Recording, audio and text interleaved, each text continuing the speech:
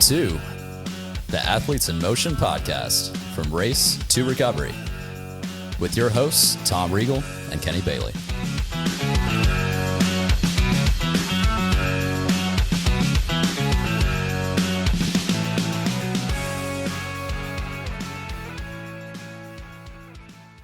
Hey, Kenny, how you doing today? I'm doing fantastic. Tom, how are you? I'm fantastic as well. We want to welcome Ben Potenziano back to the show. He's on a couple weeks ago, and this is a rarity for us to have somebody on again. So they had to be decent. They had to be good. We had good conversation. So Ben, hey, remember back. we're family. Yeah, and then we got Ben. That's the only reason. And we're family here. too. You know that. I'm still pulling the family card out here to get Ben on. Great to have Ben on. And in our conversation, we were talking about sleep studies, and we were talking about the work that you did with Chris Winter. And Dr. Chris Winter, welcome to the show.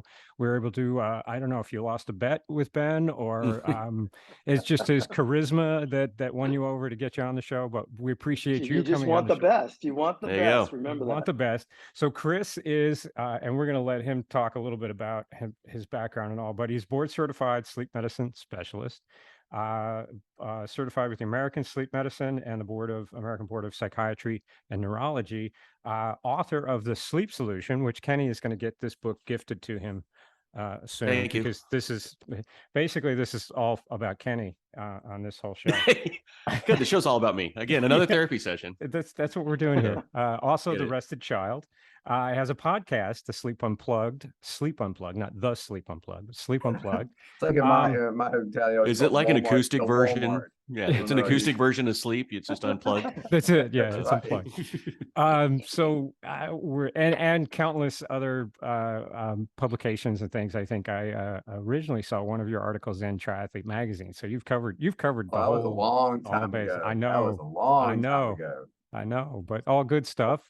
So welcome to the show. Welcome. Really glad to have you on here. Give us some background. What got you going down the path that took you into sleep studies and sleep specialties? Yeah, that was a long time ago. It was all accidental. Growing up, I decided I wanted to be a doctor, which is, I think a lot of kids do. Like between that and ninja. I was really into ninja too. Ninja doctor. Yeah, it was a toss-up, man. I just think doctor paid better. I don't know. It's hard to get good information about how much ninja paid.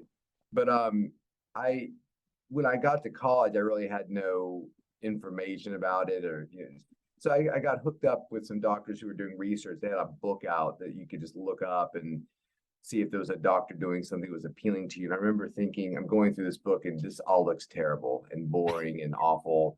And then there was this thing about sleep and doing research on sleep. And that was in 92 with this guy named Paul Surratt at the University of Virginia in Charlottesville.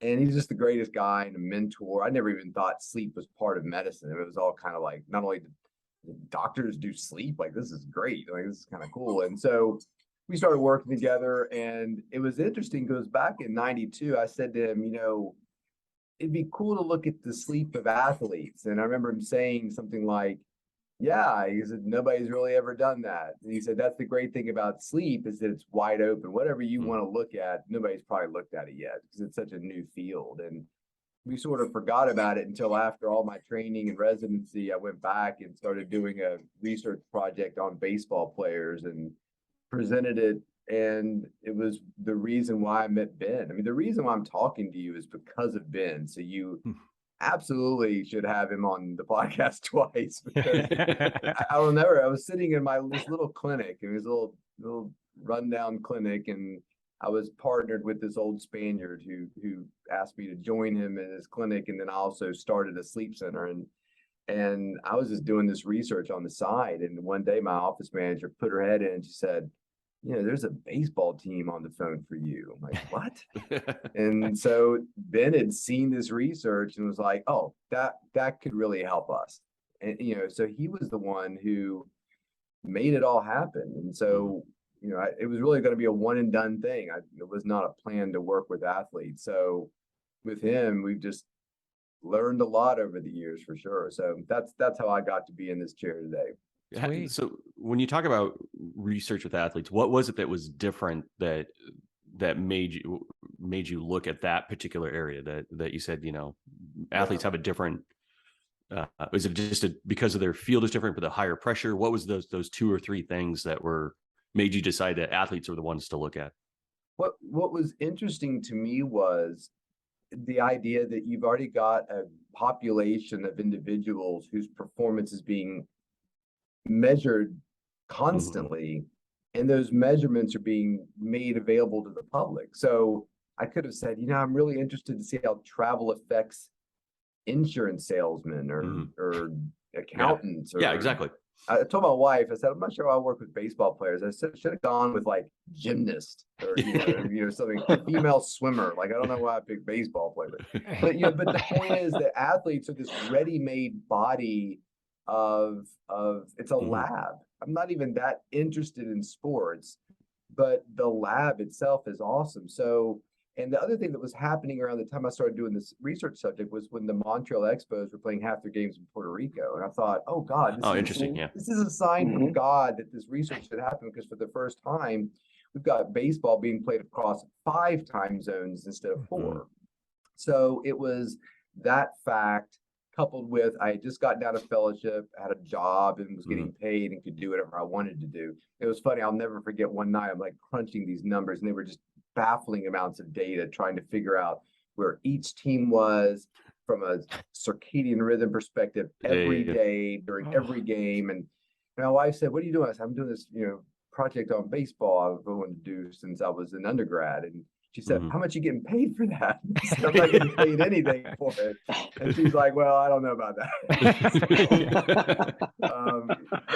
Eventually, after the presentation, the first presentation, MLB funded us to look at it for 10 years. So I did get some money, but not. So your wife was like, maybe that ninja thing after all, That's right. Can we relook that ninja? Pass, everything comes down to, I see you spending time doing X, and what are we getting out of X? Besides you not being present. Was there an assumption that you walked in with?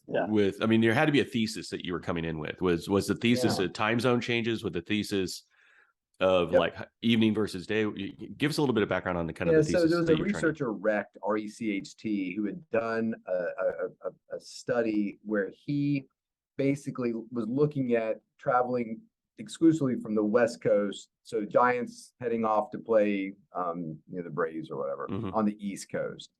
And I remember looking at that study, I thought it was really pioneering and amazing. But I remember thinking, well, sure, the Giants are playing Atlanta, but what have the Giants been doing recently? Were they in Washington, played a few games, and maybe played a game or two in Baltimore, and then came to Atlanta before they went home? Or did they just arrive? Because it matters. So there's a convention in sleep that for every time zone you travel, it takes you about 24 hours to adjust. I would argue that a younger athlete might adjust quicker.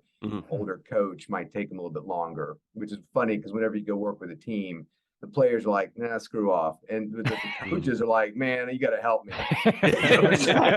You are so right. That's exactly how it goes. You're still a coach and you're 62 years old. He's like, dude, I'm 51. What do you mean 60? Like they just gathers them a little bit. So that convention, I was like, well, this research doesn't really take into account. So I thought it should. And so every team is constantly in motion. So when the Braves go out to play the Dodgers, after they've been there for a few days, they're a West Coast team.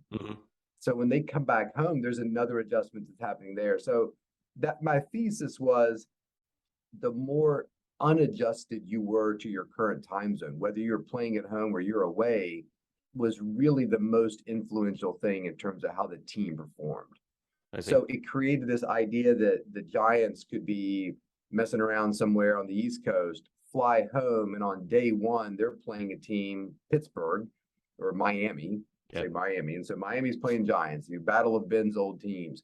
But Miami's been on the West Coast for 7 days. The Giants are just getting back. So you've got the Giants with the home field advantage. And so I wanted to give a name for what the Marlins have. The Marlins have the circadian advantage. And so that's where that all came up with. And my thought was, it was the circadian advantage that really was dictating a lot of team performance.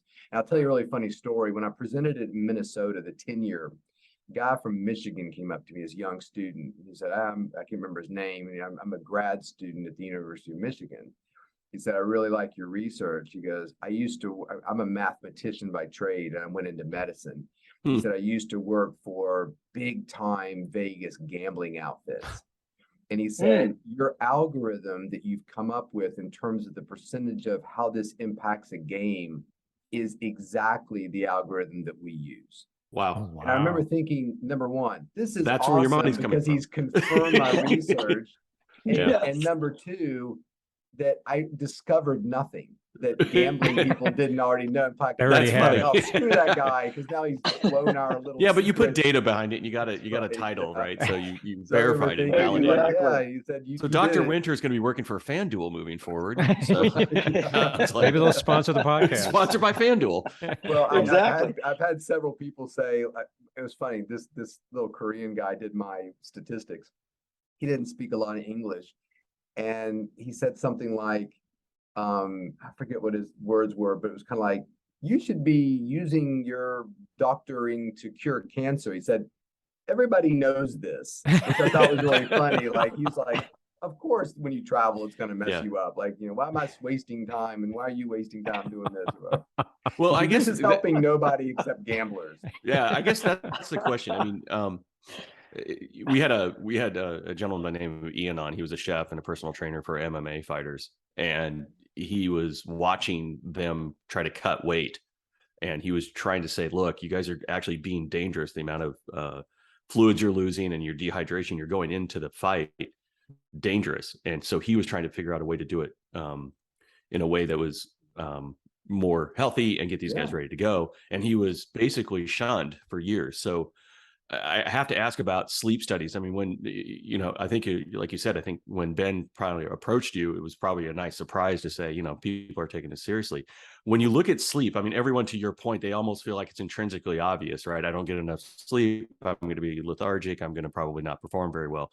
Did you have that challenge of sort of getting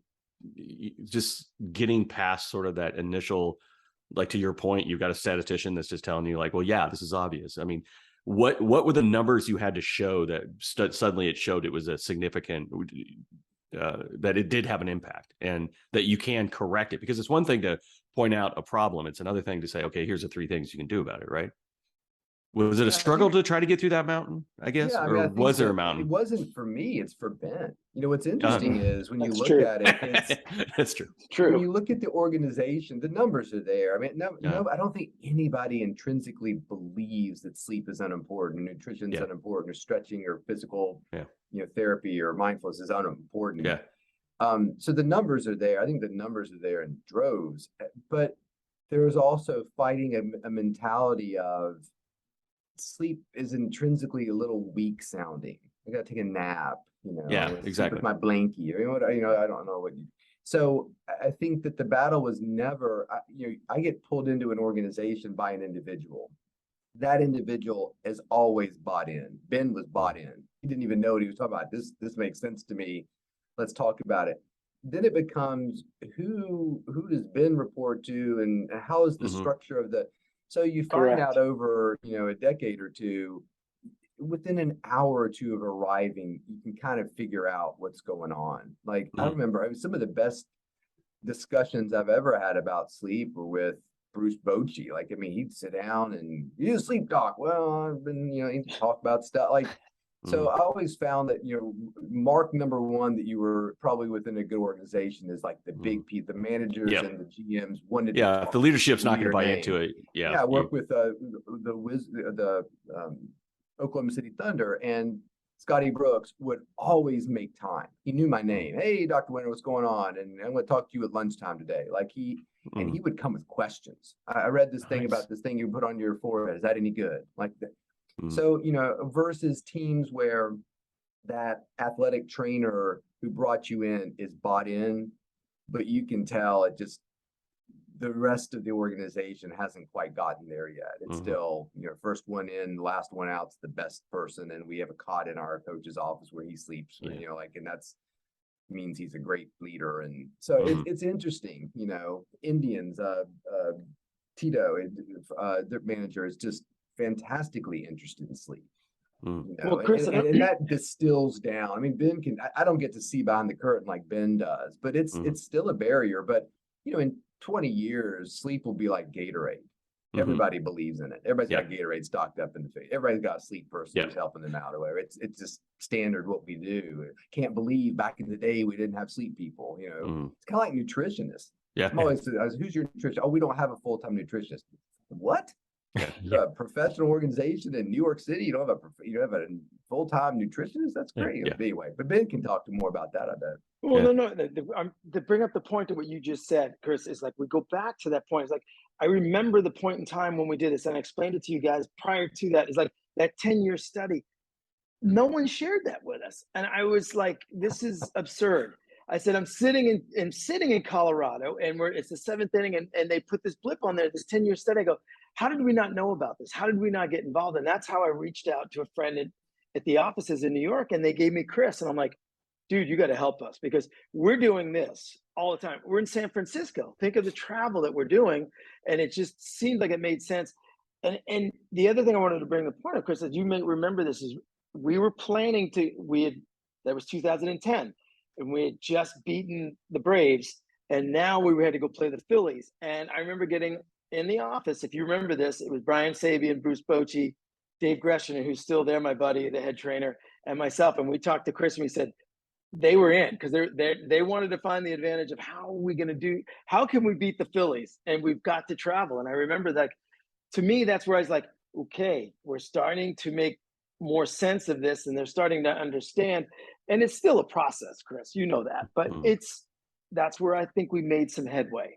And it was great to have him there because I had him on the other line, and he had their ears, the manager and the GM, and he listened. And we did what he suggested. So man, they were so I'll never forget 2010. They were so out of nowhere, and they beat the hell out of the Phillies so quickly that Sports Illustrated, which comes out every week, really didn't have enough time to introduce the average sports fan to the Giants, who I don't think were really predicted to be in the World Series in 2010. And by the time they figured all that out, they'd already beaten they just steamrolled the Phillies. And it's funny because I do some work for Philadelphia, and they're still sore about that one. I don't bring it up in Philly. They're very rough people in Philly. I leave that alone. Across all the sports, by the way. I always say that was such a bad circadian matchup for Philadelphia that I try to make them feel better. Like you were working against the DNA in your cells, man.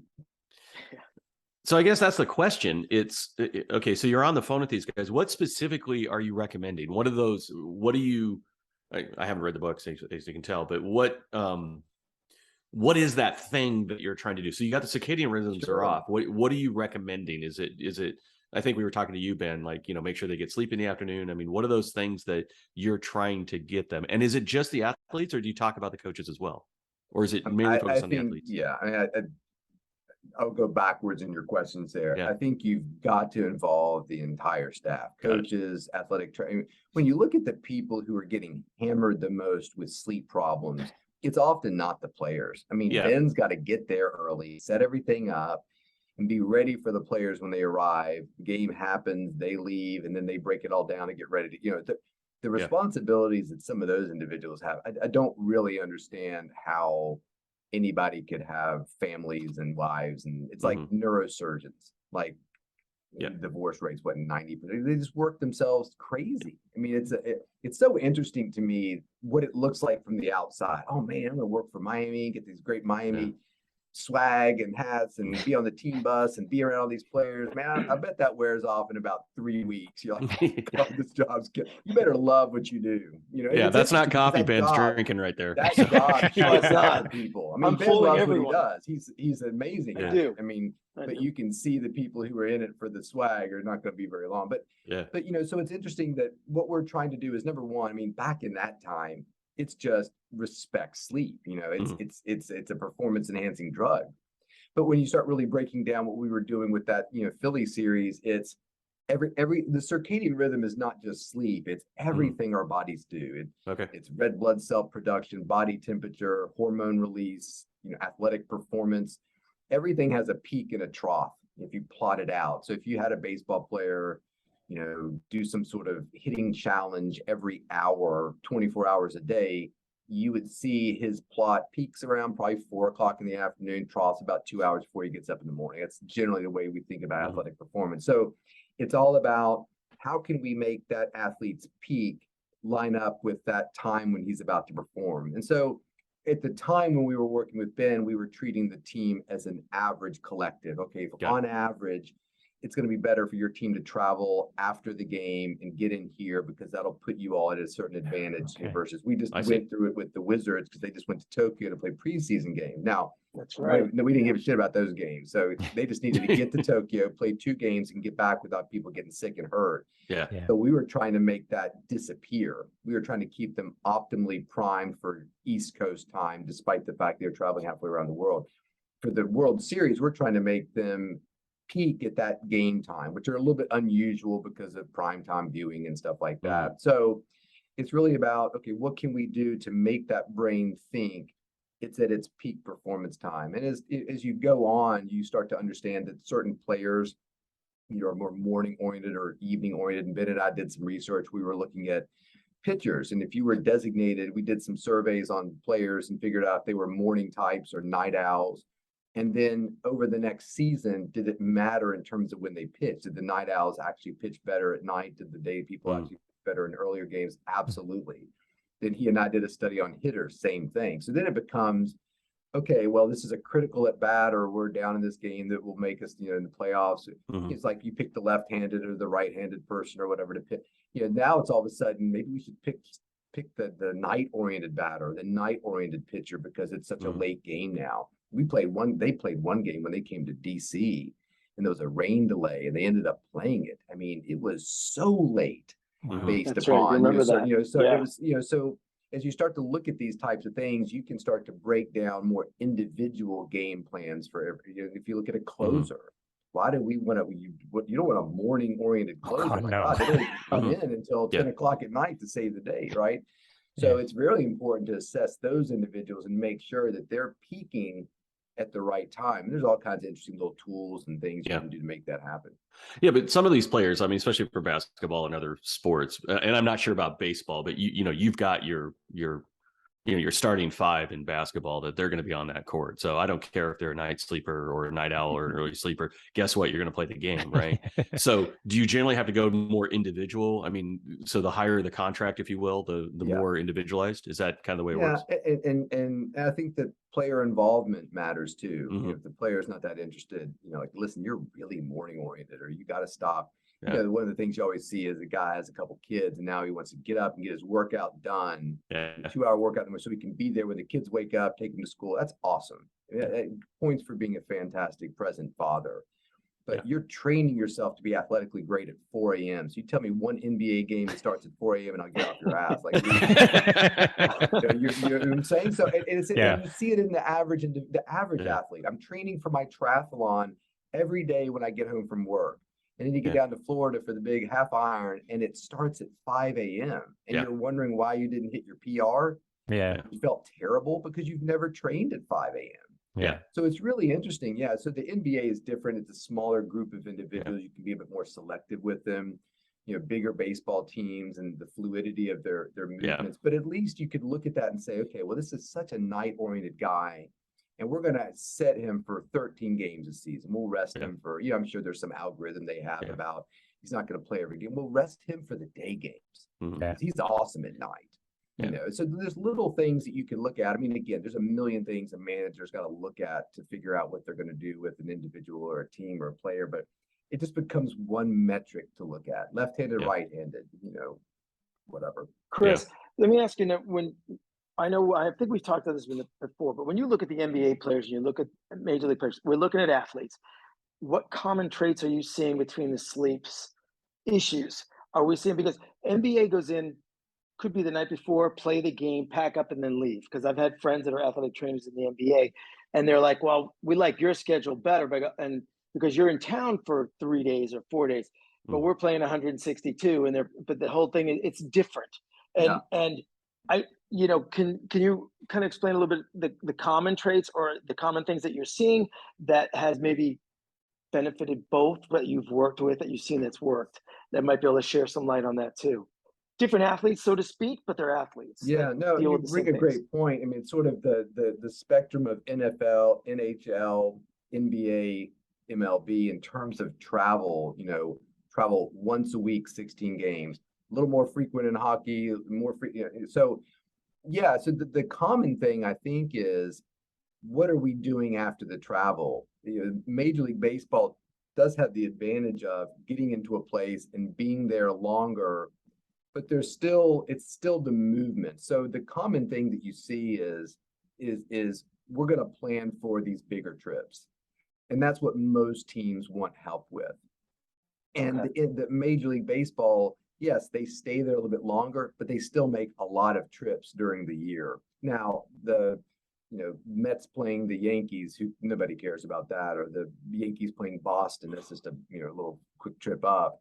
It's usually looking at the bigger trips. And frankly, with Major League Baseball, there's sort of the marathon aspect to it what I find so fascinating about baseball, and I've got all these ideas for studies, but that mean nothing. But one of the studies I would love to do, or I'd love to see, I'm sure somebody's done it, is how a team starts a season and how the first, month predicts the end of the season, who makes the playoffs. I imagine it's completely arbitrary. It means nothing. So I'm always fascinated by and try to tell players, look, baseball is such a long season. If you could just lie down and take a 15-minute rest every day, starting today during spring training, and you made it a goal to, I'm going to seek a quiet environment every day. I'm going to lie down and close my eyes. If you fall asleep, great. If you don't, it's no big deal. Just rest for 15 minutes. And then you compound that over an entire season. What I feel like is the key to a baseball team is I want my team at the end of the season to be the most rested. That you're coming into October with a lot more in your tank than everybody else, because you're going to perform better. You're going to get injured less. If you tweak something, you'll bounce back from it quickly. So great that you only lost one game the first month of the season. It's meaningless at the end of it's so I really find that to be interesting. So the travel and the sleep, sort of maintenance over the season is really what it's all about. I mean, and it could be something as, hey, our catcher just had twins and he's really struggling. Well, let me talk to his partner. Let's get a plan in place for the kids and the family. There was a basketball player from another country. His wife had a baby, and both families from whatever stan came in and were living with him in this little apartment. And the team said he doesn't leave the training center anymore. He just stays here. He won't go home because he's like, everybody's there. It's impossible. All surrounding the baby. So it's interesting. I had a guy who he was scared to travel. He was scared to stay in a hotel, an NBA player, because he went one time and a woman had gotten into his hotel room and hidden in his closet. Oh, so the guy showered, he got in bed watching some ESPN in his boxers, and she walked out of the closet and said, "Can I get you anything to eat?" And he was like, "Are you coming from the hallway? Like, are you like a room service person?" He realized, no, she's coming right out of my closet. She's just wow. So my God. So what did he order? Was it? What did he order? That's right. Definitely not her. Exactly. I could go a sandwich. I don't know. So how much is that? You mentioned, I guess my initial thought when we came into this was around performance, but you mentioned injury, you mentioned other things. Have you seen a direct correlation, or can you draw a direct correlation between sort of when you see fatigue coming in and when, especially throughout the season? Is that a study that you've done or want to do? You can. It's interesting. I remember Ben was instrumental in getting the Pirates to set up nobody wanted to call it a nap room, because nap sounded like sleep, it sounded lazy. And I'll never forget, they called it the regeneration room. Nice. And I remember Ben was nice enough one time to give my kids like little passes. So my two little boys were walking around before the game and they said, "What's the regeneration room?" They couldn't go in because it had this cool lock, which I'll tell you about in a minute. And I said, "Oh, the regeneration room's like that place where they take a player, if he slides too hard to second, gets his arm ripped off. the scientists in there can just generate a brand new arm. And I told my kids, I said, you'll know it because there'll be a sleeve on their arm. Oh my goodness. For years they would watch baseball games and be like, Look at that. oh my God, he has his arm ripped off. He's got a bionic arm. It was really cool. So I love the regeneration room. I thought it was That's a cool. ingenious title. And That's a great and what was story. cool was Ben had it set up where you had a key card and you swiped it and you got into the room. And the key card allowed the Pirates to figure out who was using it. Nice. And I'll never forget, I got a call. It wasn't from Ben. It was from somebody who like crunched numbers for the Pirates. And it was probably a year or two after they started it. And they said, it's very clear. I just wanted to let you know that we've crunched the numbers, and it's very clear that the players who are using the regeneration room are performing better. And so it was really cool. I mean, this was not something I was involved in, but the Pirates, which I think I tell players teams all the time, do the math. Let's figure out if what we're saying to players is truly working. I believe it is, but if you tell me, look, Chris, everybody you help sleep does poorly, I'll retire today. You show me the numbers, I'll retire. I'm out. I don't want to hurt people, for God's sake. But this guy was like, no. So you could say, well, it's not the room. It's because people who care about their health and their performance are more likely to use it than maybe the person who doesn't. There's a correlation or causation, right? Relationships. Thank you very much. That's exactly right. But I thought that was interesting that they felt really positively about it. Yeah. It's like a Volvo, right? People think, well, is it the car that's safer, or is it the fact that safer people generally buy Volvos, right? Exactly. That's doesn't matter right. as long as the performance goes. I mean, if it's that's exactly you know what I mean? He said. We don't care. We don't care. They're doing better. So they're doing better, right?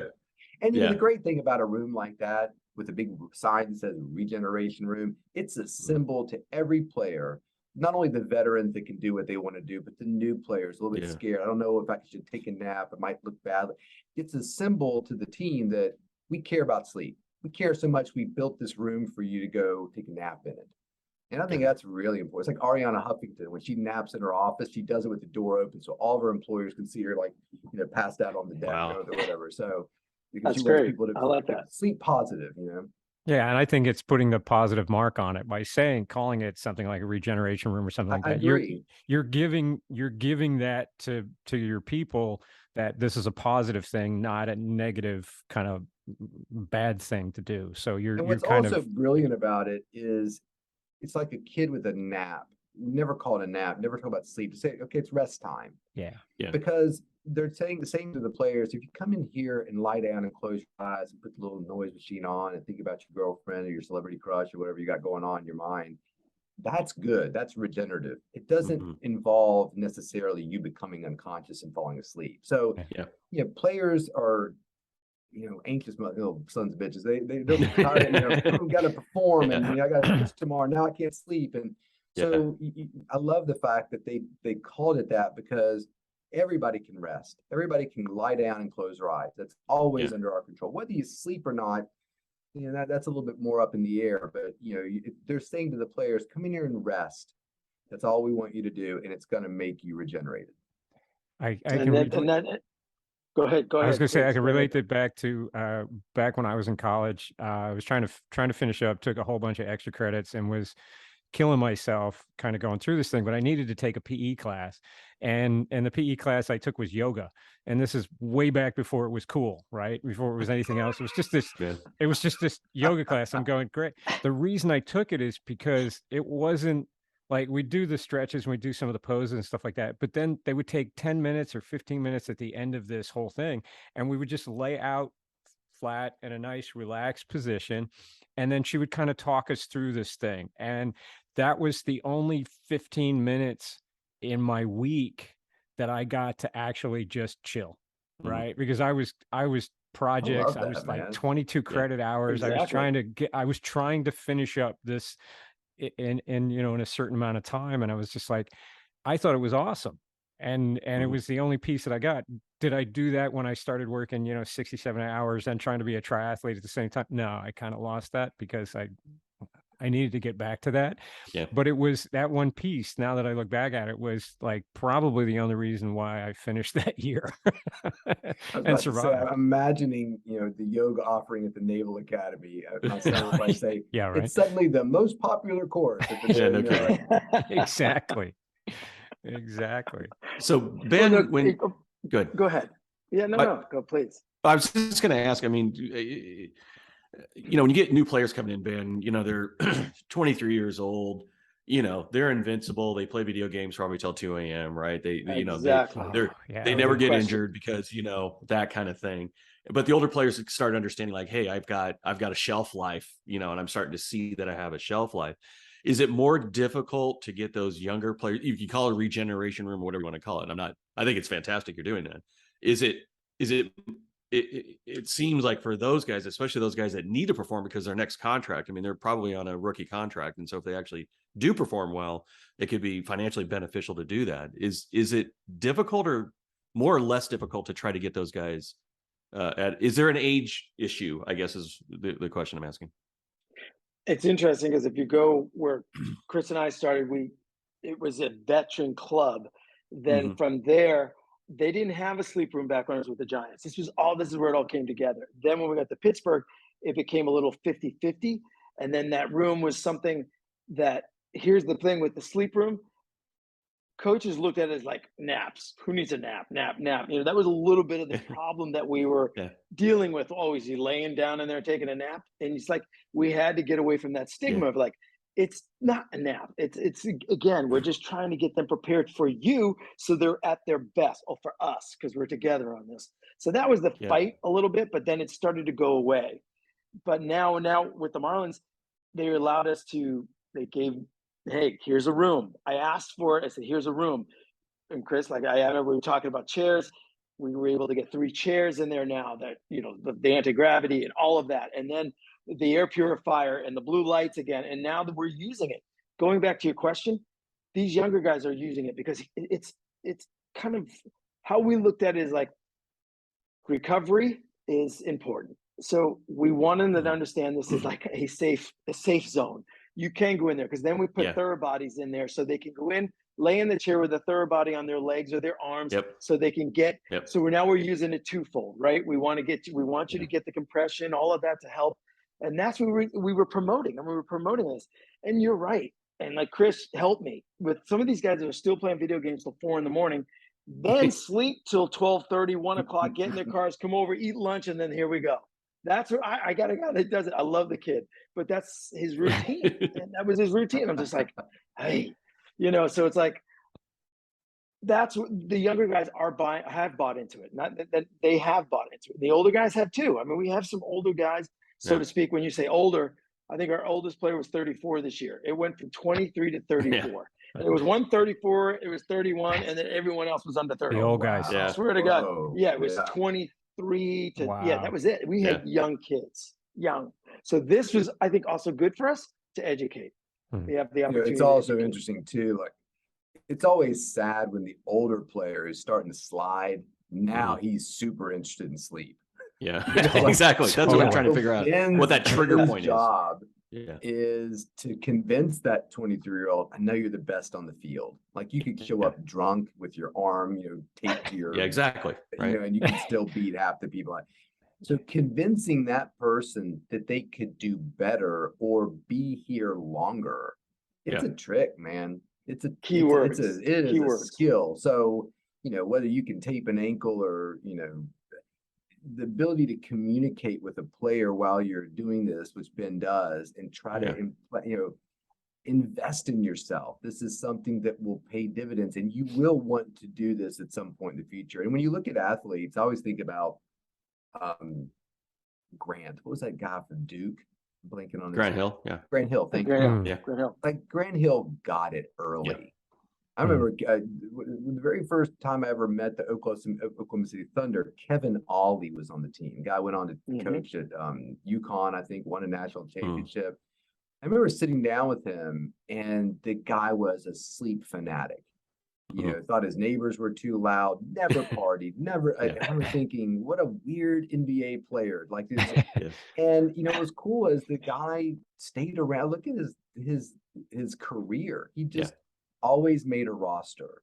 And I think he did because that guy figured out sleep's important from the get-go. Like he wasn't somebody who had to come to it later in his career. So, that's why I like working with young athletes, college athletes, minor leaguers. Not that I don't like the professionals, but they're hungry. They're like, it's like, I love triathletes. You mentioned Like, Yeah. I've got this seat for your bike. It's 0.002 ounces lighter. It's only $3,000. Oh, absolutely. I'll Yeah, take it. absolutely. Yeah. Where do I get it? Give me, Yeah, give me, absolutely. give me, give me, give me. You're like, Yeah. performance advantage. I'll take it. I'll do anything. Any Yeah, data, yeah. if you can stick some data Yeah. points at triathletes, we love it. We just I go told my crazy wife, over it. yeah, I told my wife you can spend less money on cocaine than carbon fiber, and I still say the same weight. So, my carbon fiber habit is actually more expensive than just, snorting coke and being thin. So she's like, yeah, that's about right. That's That's right. hilarious. So, Yeah. but yeah, these young athletes, Yeah, they want it. They're hungry. Yeah, so but if I you can think there's teach them early. It's a cool thing, I think. I think Yeah, if so we could get, yeah, go ahead. as if we could get triathletes would be a fantastic pool to do a sleep study on, basically, because they're trying to do everything. They're so driven. They're looking at every little data point now. They're starting to wear the glucose monitors all the time. They're starting to, they've got the Aura rings. They've got all of the data that they're just crunching. I don't think they know what to do with it, to be honest with you. It's just gathering all this data because it's data that's supposed to help them, but parsing through all of it and making sense of it, and then tying it into their regular life, like their family life and all this other stuff. Yeah. There's a whole market that needs to help these people. Oh, absolutely. And a market that's not taking advantage of the situation. Ben can talk to you about this. I mean, I see it all the time. We now have accelerometers. We now have this plate that measures your explosive force, and we're doing it.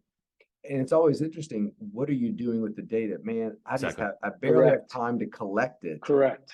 You need time to think about it. Yeah. It's almost like there's no time to think because we're just collecting, and it always falls on somebody who's already in the organization. So there may be a pot of gold in some of this data, but if you don't have time to sit and think and look at patterns and create hypotheses about it, if you're just collecting the data, it's like you said, it just becomes this. Oh, and then it creates a feedback loop. We bought all these sleep monitors. Yeah. We paid all this money for them. What did we get out of it? Yeah. Like I was working with an NHL team, and they're like, "We want to put monitors on all our players." I'm like, "Don't! That's crazy! Like, it's too much. You got 75% of your players already sleeping just fine. Why do we need that? Let's start slow and focus our questions and our therapies on those individuals rather than just sleep monitors for everybody, which will be on the shelf in 3 years, collecting dust that we spent thousands of dollars on. And what do we get out of it? Nothing. Yeah, I think Tom's got a great point. The fitness industry by far loves gadgets, right? So we think if we can measure our steps, that behavior change occurs, right? And I came from the corporate world. In the corporate world, when you're looking at data and dashboards and everything else, you got to be careful too, because what you measure can drive the wrong behavior. Right. So if you start measuring things, that's cool. But if you start measuring things and make decisions on things, you can start driving the wrong behavior on those things. And so I see this fallacy happening in the fitness world where, to Tom's point, we got Oura rings, we got all these things, we got all this data. That's great. But if it doesn't change behavior, if it doesn't drive the right action, what does it matter? So I measure, to your point, I can measure my gait. Okay, I have no idea what I'm supposed to do with my gait measurement, right? Absolutely. It's cool, it's because I got a foot pod, right? It's like, I just want to know, how I'm feeling and what we need to do, what's going on. And one day is nothing. There was this great headband many years ago, Zio, that did a great job of measuring sleep, and it failed very quickly because nobody knew what to do with the data. It's sort of like the Miami invests in the best MRI ever, but they have no orthopod or radiologist to interpret it. So you've got a bunch of amazing pictures of knees and shoulders all over the clubhouse. And I'm like, I don't know what to do with this. Like, okay, but it's the best picture we could ever get of the shoulder. And I think a lot of teams are buying the MRI. They don't buy the radiologist. Correct.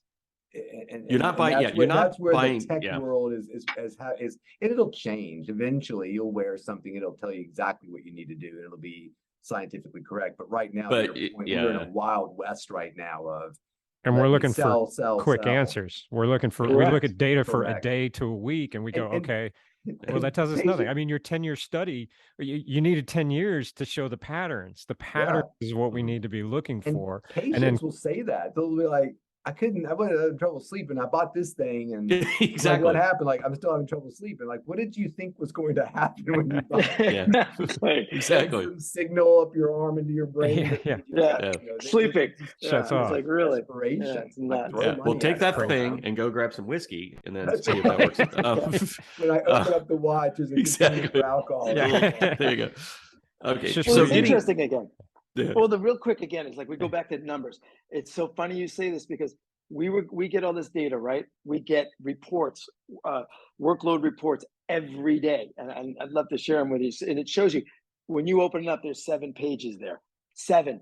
Okay, now listen. We have these conversations. It's like, and this is what I want to. This is what I want like to create as a group, as a performance group this year. Is like, let's start to decipher because we talked about what are we going to test people for in spring training. What's important? Well, let's look at what's important for each player. Is it from the ground up? It's a hip thoracic mobility. What do we want to focus on to decrease injuries in the course of the year? So it's the same thing you're talking about. It's like we need to focus on the number that's pertinent for the group because Correct. they're all trying to figure out what's the problem with injuries this year. They're up again. Yeah. And you can't blame it on, we got to get beyond COVID. It's not because of COVID. It's not, Yeah. it's like, okay, we only played 60 something games. Okay. But we had all this time to build our, no, let's rethink this. So that's where we are. So one of the things that Tom and I do, this is Athletes in Motion, where we're trying to talk to like regular human beings about what's going on. And it's also my therapy session. So doctor, I'm glad you're here today. Thank you. It's really a cry for help. Seriously, I've got like 8 shows where it's just therapy for me. So I've got an Ironman coming up in 2.5 weeks. So I'm sitting in Tennessee. The Ironman's in California, which means I'm going to be 2 time zones before I get there. So my intent, and usually my intent is always to get there on a Thursday and the race is on Sunday. Get there Thursday because if there's anything wrong with the plane flight or whatever else, you have to check in Friday, Saturday, sort of your day to make sure that all the equipment's working, everything's good. You do the check-ins, and then Sunday morning you get up at 4:30 and then go, right? And so Tom, who is my track coach, they're at the right angle. Nope, right. Good job. That way. So we, for example, the swim's going to start at roughly 7:30 in the morning. So we've been out in the lake at 7:30 in the morning. So I'm feeling pretty good about that. So people like me, the everyday person, we have, I run a recovery lounge. We have somebody that just took off to Berlin to go do the marathon. We've got somebody going to Chicago to do the marathon. We've got a lot of people that are traveling for these really big events. So I guess, doctor, what would you recommend that I do, when I land? Is it a Thursday sort of rest and relax, or how do I get my circadians back? Do I try to just get on West Coast time as quickly as possible? Because this is what kind of on the podcast, this is what people are kind of curious about. Yeah. So generally, when you're thinking about east to west travel, it's usually best to get out there a little bit earlier. But the convention is because that most athletes who are going from the East Coast to the West Coast are going to play a game that starts at 7:00 Eastern Standard Time. So if you get out there quickly, that 7:00 game feels more like a 5:00 game. Yeah. Because you're on the back end of the circadian rhythm. Sure. You're actually, my guess is that gun goes off for your Ironman at what, 5 a.m. or something? It's like that. That? It's 7 a.m. Yeah. 7. Yeah. So things can be a little bit different there in terms of, when do you train and whatnot. Yeah. So going from east to west quickly out there, when that 5:00 gun goes off, it feels a little bit more, it's going to feel a bit different for you in terms of, where you're. So generally speaking, what we tell people to do is get out there and get light very quickly. Oh, really? So, when you arrive there, there was this really interesting study that Saper did up at Harvard, where he basically showed that your circadian rhythm can be suspended with starvation. And so on your flight out to the West Coast, maybe you skip dinner that night, try not to eat on the plane. And when you get to your place out in California, you eat your first meal on the schedule that they would. So if you're hungry at 5, hang in there, make it to 7 and eat dinner there. And what he showed was that your brain will suspend your circadian rhythm in cases of starvation, because if you're a squirrel and you can't find nuts, it doesn't make sense to sleep for 6 hours when you haven't eaten. Yeah. So you're going to eat. And once you eat, the circadian rhythm would sort of restart Interesting. on that time. So I've talked to business travelers, you know, as a triathlete or an athlete, it's always a little rough to like, hey, don't eat for a little while. That might screw other things up, you know. Yeah, but, no kidding. That's what I'm saying. The first thing I'm thinking, all like, the time. drinking or hey, trying point to of eat order. lightly, or you know, and have your big main meal when you get out Yeah. there, just because. But you know, I think it's going to work well for you. I think the harder transition would be the California person training comes to Tennessee for triathlon that don't do that crazy the Barkley marathons. Yeah. I think the West Coast athletes that start the Barkley with 3 a.m. with the bugle going off would struggle because that's feeling like, Yeah. you know, but you know, just being outside, having meals outside, you know, is a really good thing. And yeah, I think that this transition will work really well for you. That West Coast trip will be good. Yeah, because I think that's to your point. You know, everyone worries. Two things that are kind of interesting. One is sort of I'm not a morning person. I hate mornings. So, Me too. You know, I got to meet Tom at 7 a.m. and I'm dragging my ass trying to get out there. And then we have a good swim, and I'm like, oh, that was great. You know, afterwards. But, but to your point, you have a lot of athletes that are worrying. They worry about sleep other than, you know, I got to go to bed at night, but they're super nervous, right? There's going to be 4,500 athletes. We've got, you know, like I said, we got a gal that just went over to Munich where, you know, it's 30,000 people that are running that race. Right. And how does if it's one of your first marathons, these are amateurs, these aren't pros that have figured out, you know, kind of like, you know, this is how I make my money and all that sort of stuff. I don't know if the tension's different, but for amateurs, sleep is sort of the night before, almost guaranteed. Most people get a really lousy night's sleep. Is it, you know, you can do the obvious stuff like don't look at a screen and, you know, make sure you go to bed I mean, is that just sort of just do the blocking and tackling and your body should be okay with that? Is that kind of? I always tell athletes sleep is the most important thing in the world outside of bacon and sex, but tonight sleep is irrelevant.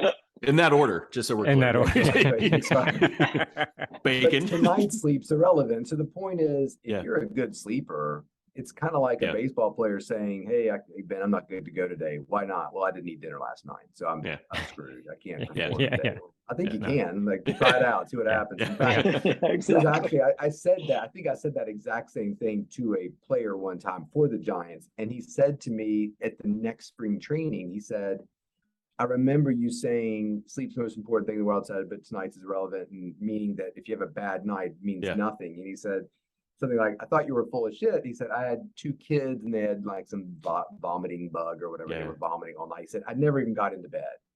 He said, I came to the you know, clubhouse the next day and told Bruce, he said, I can't play. So I was up all night.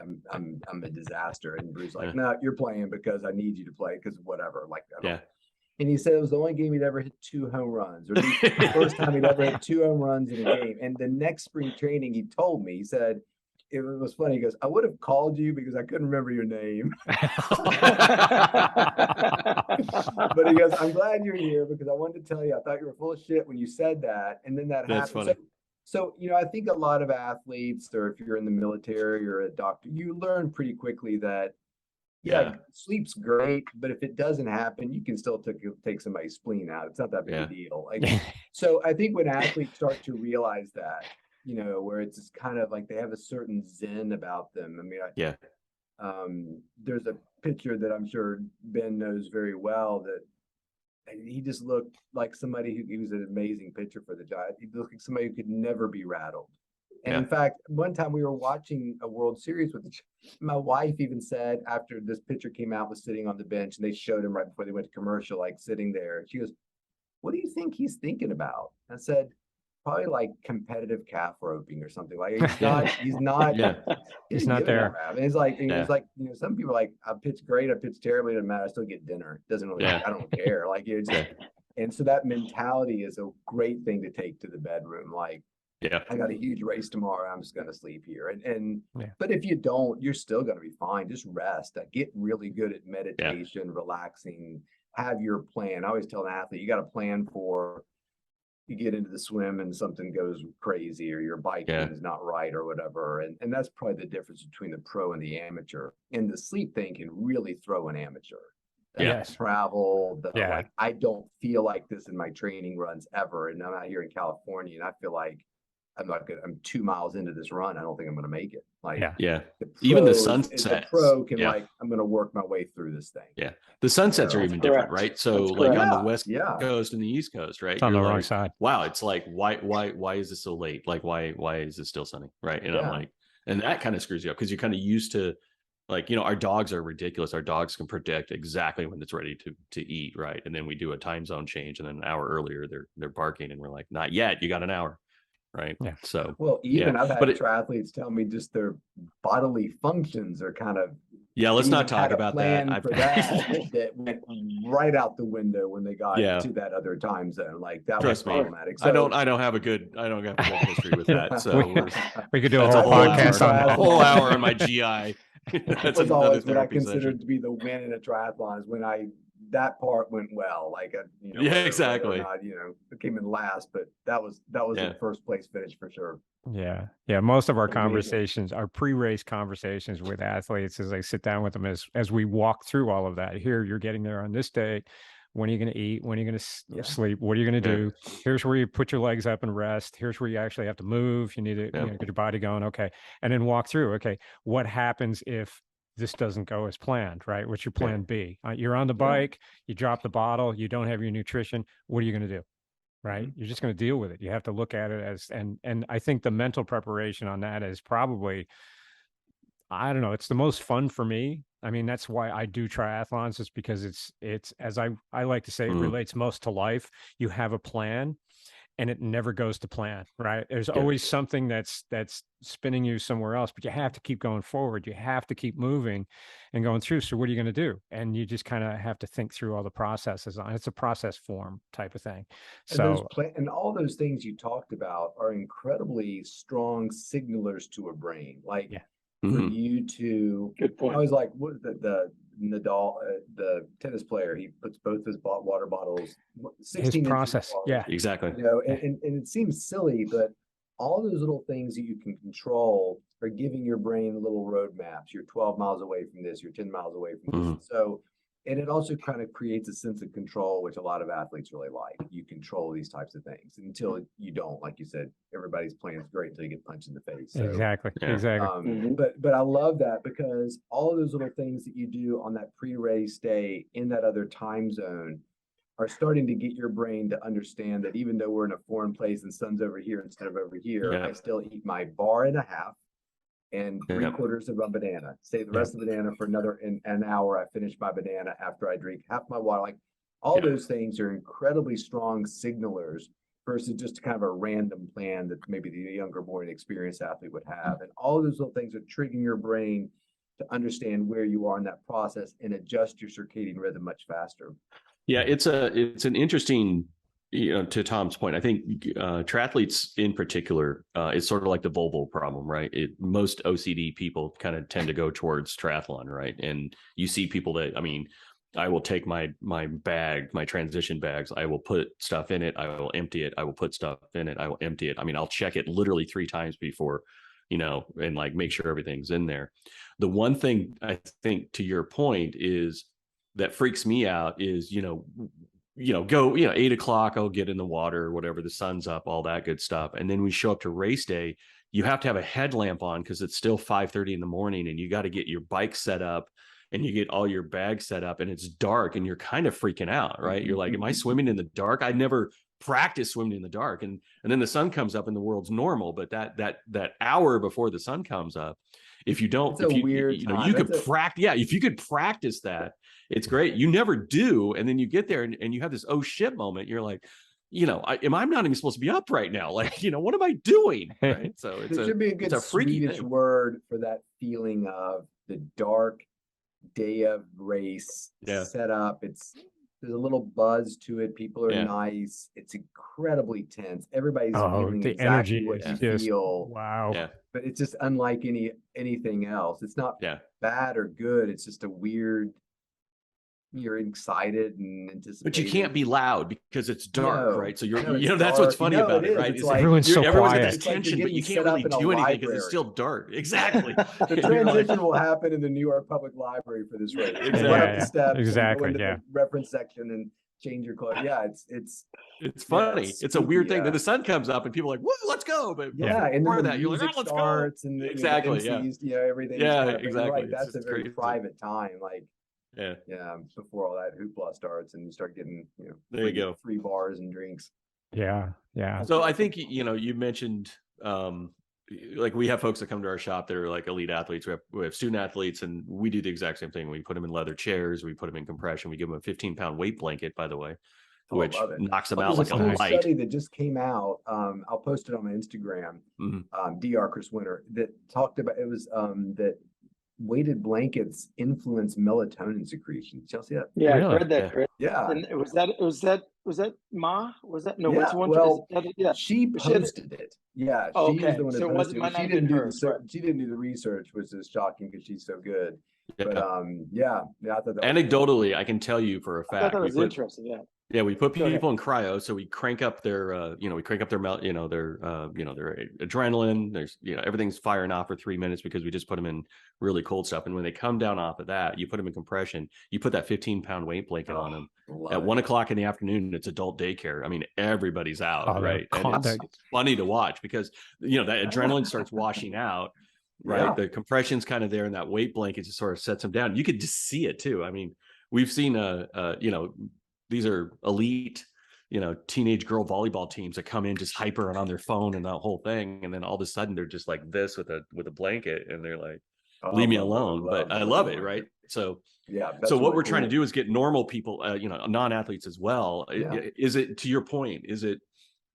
It doesn't matter kind of what the stressor is. If the stressor is athletics, if the stressor is you've got a big interview coming up, or you've got a big meeting coming up, just taking 15 minutes would be, through the day to be mindful about that. Would that be I think the world would change if everybody came to your shop and did what you just said for 15 minutes every day. I mean, it's why do we hug somebody? I mean, if you wrote it out on paper, if directions, if somebody is feeling bad, put your arms around them and squeeze gently. Don't hurt them, but just doesn't make any. Why do you swaddle a baby?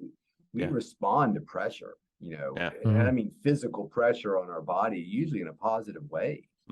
And so coupling that with dropping somebody's temperature, putting them in a relaxed environment, it's life changing. It's just, can you convince a 17-year-old to take that time out of their day to do it? And we'll get to that place because and the other thing I never mentioned about athletes, which is sort of the secret, is I can talk about sleep for the rest of my life and nobody really cares. I got 7 people listening to my podcast. Appreciate all 7 of you and 2 family members or whatever. But as soon as Tom Brady or some other famous athlete says, I think sleep's important, LeBron James, Tiger, whatever, then they do my work for me. And I always thought, I always watched on Christmas Day, my kids were getting like Kevin Durant socks. I remember thinking, if somebody gave me socks for Christmas when I was 12 years old, I'm like, you were dead to me. Really? Like, socks. I didn't have socks. But they want socks. Why? Because athletes made socks cool. They make socks cool. They can definitely make sleep cool. So this is the kind of stuff that's really encouraging. We get these young players in there who are coming to your shop who want that. Because Tom Brady does it. And God, what's interesting, years old running around out there. Yeah, I don't need Tom Brady to do it. It was a fascinating thing that occurred last week. Cross country kid came in, and he is one of the state best. Like, he ran a 15-minute 5K cross country. Just the kid's fast, right? He comes in and had 2 other kids from a different school in cross country that was staring at him, going, "Hey, is that so and so?" We're like, "Yeah." What's he doing? Oh, he's going in to do cryo, and then he's going to come in and do compression. And they're sitting there and they don't do cryo, and all of a sudden they're like, "Well, how much is cryo? You got to do that." Yeah, well, we got to do Can that. I do that? So it's at a smaller level, because anecdotally, again, I just have anecdotal research because we've had this place open for a few years, but we see the athletes, the student athletes that really care about like getting to D1, D2. They're doing what they're seeing the D1, D2 and the pros doing, which is, here are the things they do to need to get ready. They need to be, they have to have a strength and conditioning coach. They're looking at nutritionists.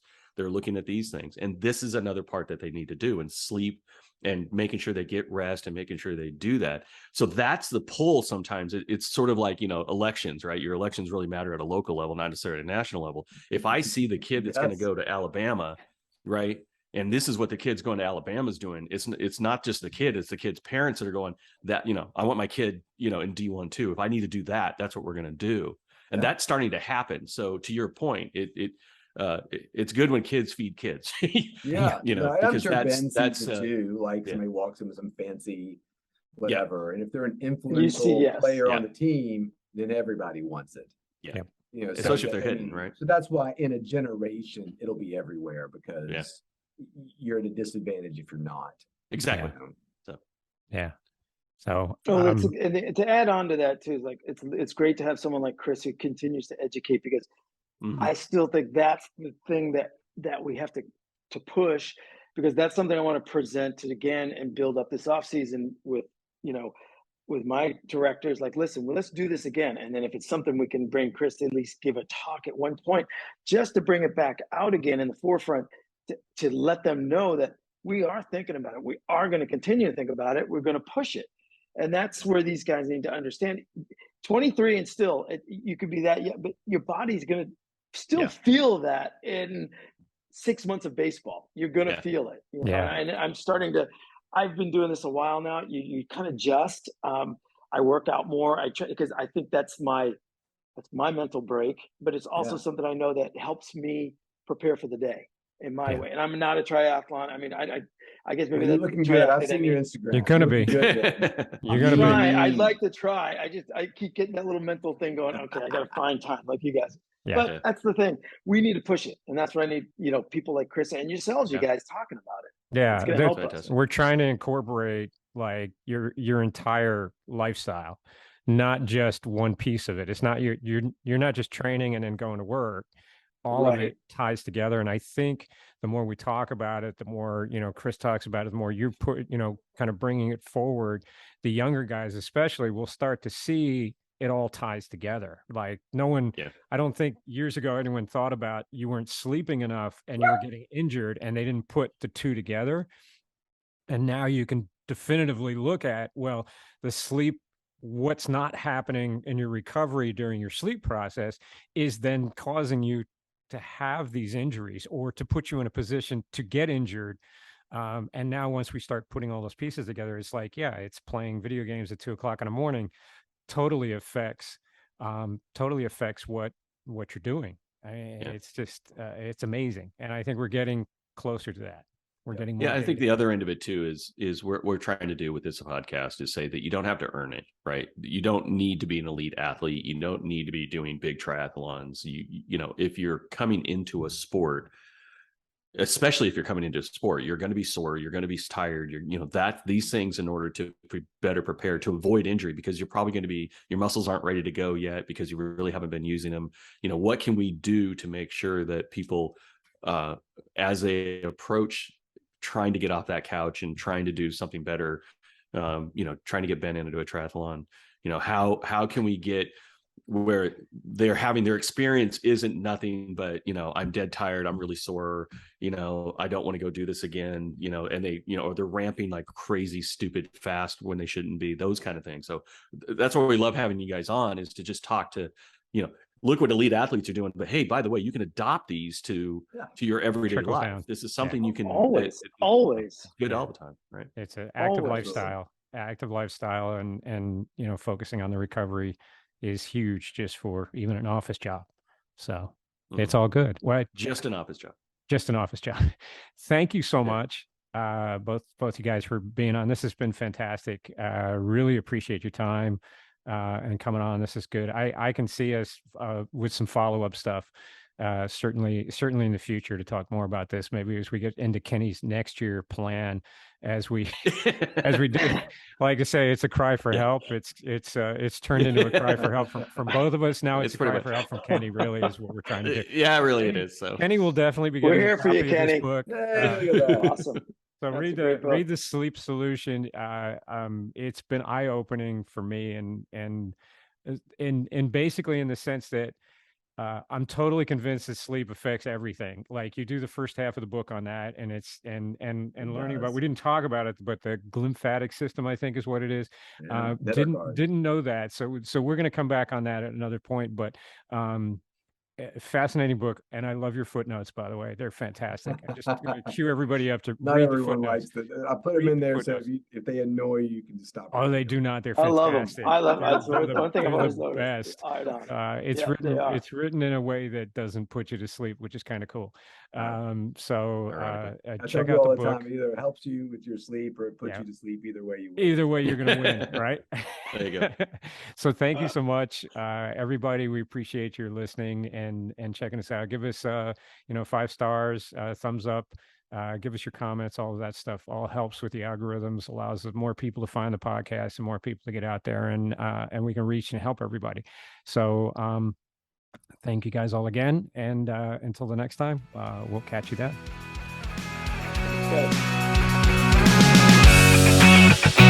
Okay.